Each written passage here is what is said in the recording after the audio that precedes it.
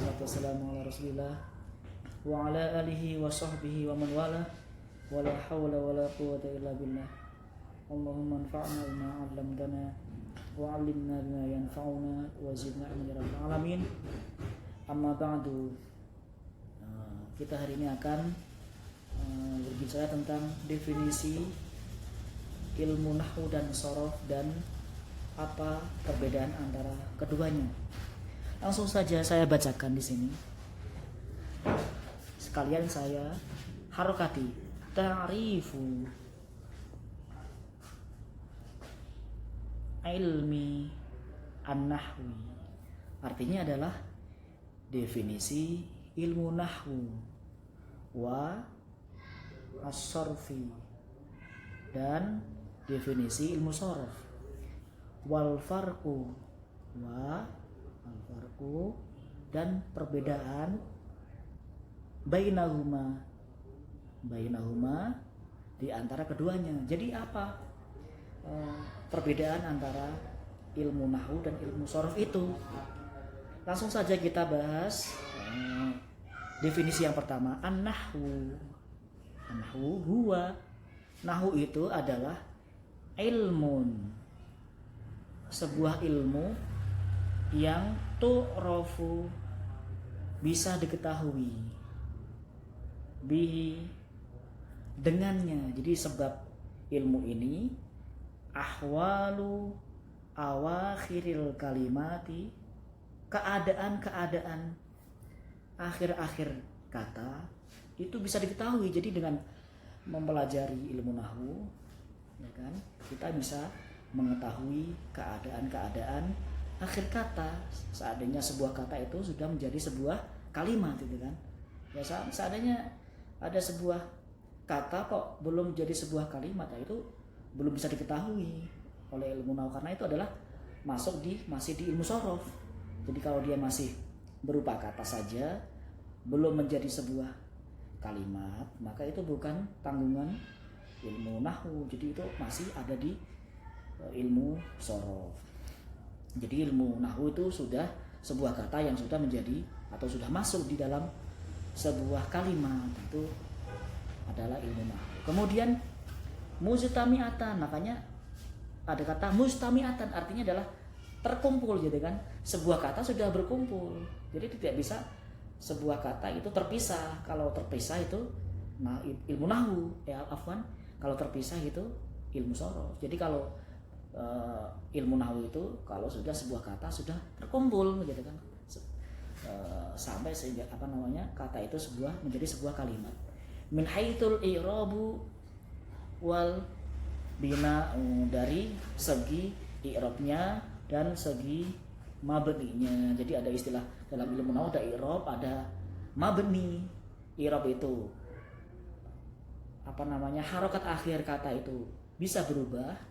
Kalau albina atau mabni itu sebuah kata atau huruf akhir kata itu tidak berubah. Jadi i'rab itu berubah-ubah, kalau mabni itu tetap. Jadi ya, kesimpulannya adalah nahwu adalah hanya membahas tentang akhir kata saja. Itu pun seandainya akhir kata sudah menjadi sebuah kalimat. Kemudian berikutnya wasorfu. Sorfu, ilmu sorof. Apa itu ilmu sorof? Yaitu ilmun, sebuah ilmu yang tu'rafu, bisa diketahui. Bagaimana cara mengetahui ilmu sorof? Bihi, jadi dengan bantuan ilmu sorof, abniyatul kalimat. Artinya abniya itu bangunan-bangunan kata. Bimufrodiha, dengan kata tunggalnya.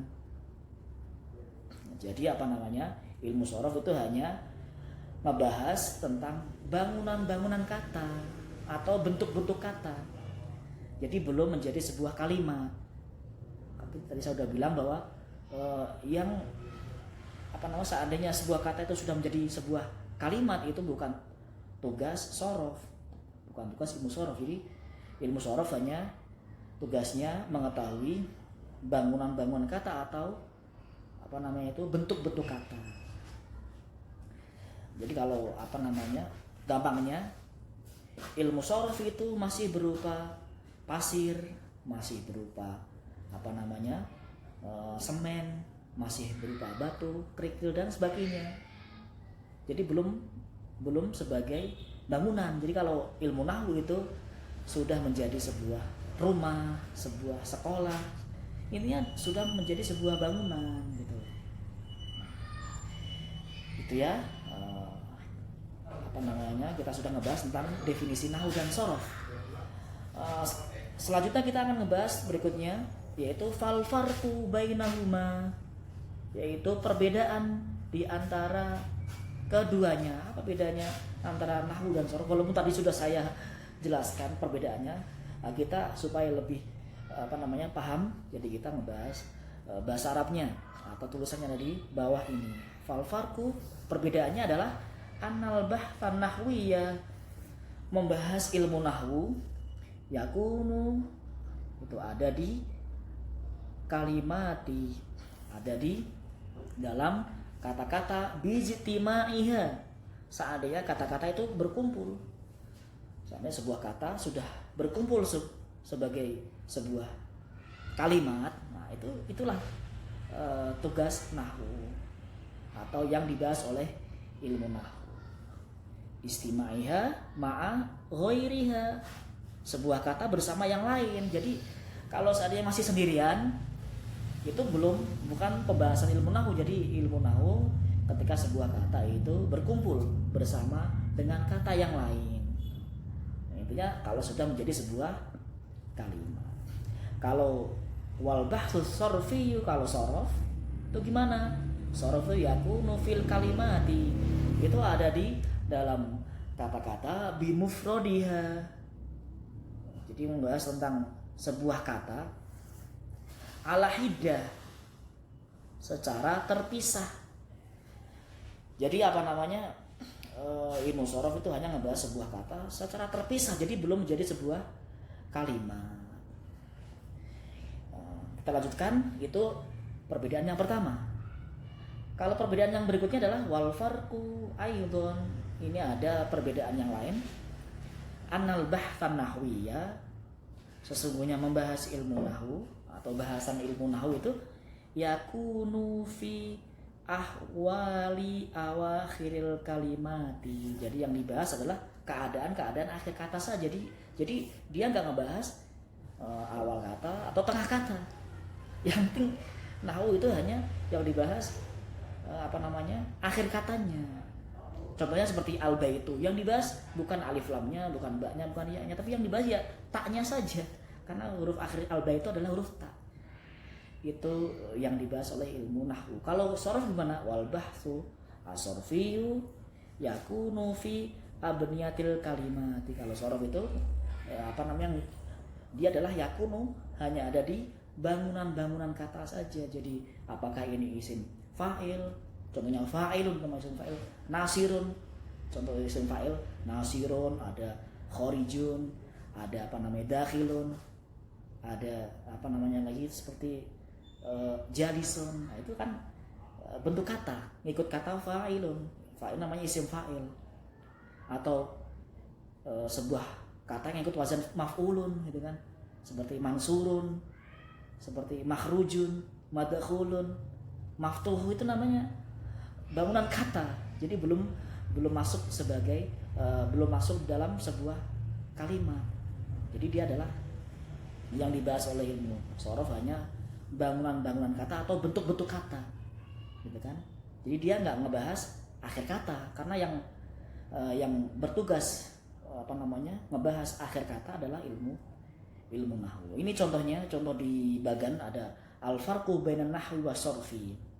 Al-farqu baina, perbedaan antara nahwi wa sorfi di bagan. Kalau di sini ada sebuah kalimat ya. Kalimatnya adalah al-qawiyyu nih. Lihat. Al-qawiyyu ahabbu minad dha'ifi. Kalau dalam bahasa Indonesia artinya al-qawiyyu, orang yang kuat, ahabbu itu lebih dicintai, mina daripada al-dhaif, orang yang lemah. Itu kalau terjemahan kita. Kalau secara nahwu. Jadi al-qawiyyu itu artinya mubtada, dia maksudnya sebagai mubtada. Dalam bahasa Indonesia mubtada itu subjek gitu loh. Subjek kan butuh predikat kan? Predikat dalam bahasa Indonesia itu, dalam bahasa Arab itu khobar. Khobarnya mana? Ahabu gitu kan. Al-qawiyyu mubtadanya, ini mubtada al-qawi, khobarnya ahabu, orang yang kuat itu lebih dicintai. Kemudian minal dha'ifi, daripada orang yang lemah. Jadi minal dhaif dalam bahasa ilmu nahwu namanya jar majrur ya kan, jar majrur. Jadi ilmu nahwu itu kalau sudah menjadi sebuah kata seperti ini, sebuah kalimat seperti ini kan, ini kan semuanya kan sudah menjadi sebuah kalimat. Makanya ketika kita melihat sebuah kalimat, maka di dalam kalimat itu ada kata, dan kata itu punya kedudukan. Jadi ilmu nahwu itu ngebahas kedudukan kata. Saya ulangi lagi, ilmu nahwu itu ngebahas tentang kedudukan kata, bukan bangunan kata atau bentuk kata. Soalnya kalau yang ngebahas bangunan kata atau bentuk kata itu adalah ilmu shorof. Jadi ilmu nahwu hanya ngebahas kedudukan kata. Apakah dia jadi subjek, predikat, objek, keterangan itu kalau dalam bahasa Indonesia. Kalau dalam bahasa Arab istilahnya namanya apakah dia mubtada, apakah dia khobar, apakah dia fa'il, naibul fa'il, maf'ul bih, dan seterusnya. Itu istilah ilmu nahwu. Insyaallah nanti kita akan belajar lebih jauh tentang kedudukan kata dalam ilmu nahwu. Kalau ilmu shorof gimana? Nah, ilmu shorof harus dipisah ya. Al-qawiyyu dipisah satu-satu seperti ini. Ahabbu dipisah. Jadi nggak boleh jadi satu kata, nggak boleh jadi satu kalimat, harus dipisah seperti ini. Min ini juga dipisah, gitu kan? Al-dha'ifi dipisah kayak gitu. Ini adalah pembahasan ilmu shorof. Jadi kalau ilmu shorof al-qawiyyu sendirian. Jadi qawi namanya bentuk katanya namanya sifat musyabahah bismil fa'il. Ini ada kata sifat musyabahah bismil fa'il, namanya adalah sifat yang diserupakan dengan isim fa'il. Seperti bentuknya seperti itu, dikata qawiyya yaqwa quwatan wa maqman fahuwa qawiyyun, gitu kan. Kemudian kalau ahabu ini namanya isim tafdhil ya, dalam ilmu shorof namanya isim tafdhil. Jadi isim tafdhil itu mengikut wazan af'alu, seperti akramu, akbaru, asgoru. Jadi semua wazan yang ikut wazan af'alu itu namanya isim tafdhil, artinya adalah lebih atau atau paling.